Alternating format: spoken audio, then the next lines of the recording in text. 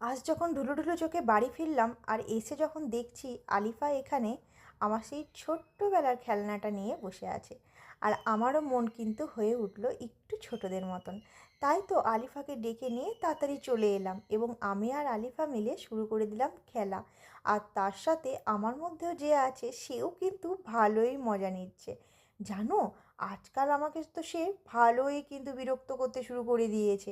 এই দেখো না, যেমন আজকে ডিউটি থেকে এসে অমনি যেই শুয়ে পড়েছি, সেই তার আরম্ভ হয়েছে পা হাত পা ছোড়া। তবে আজকের পা হাত পা ছোড়াটা বেশ অন্যরকম ছিল। আজকের ফিলিংসটা আমি ঠিক তোমাদেরকে বলে বোঝাতে পারবো না। যারা হয়তো প্রথম মা হয়েছো তারাই বুঝতে পারবে। আজকে আমাকে একদম শুতেই দিল না, মনে হচ্ছিল যেন পেটের মধ্যে কেউ ফুটবল খেলা করছে। আচ্ছা, তোমরা কে কত মাস থেকে নিজেদের বেবি মুভমেন্টটা বুঝতে পেরেছিলে একটু আমাকে কমেন্ট করে বলো। আমি তো বুঝতে পারছি মোটামুটি আমার 5 মান্থ থেকে। তবে আচ্ছা করে কিন্তু বুঝতে পারছি।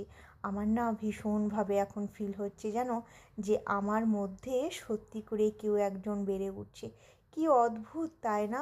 মানুষের মধ্যে নাকি মানুষ বেড়ে উঠছে।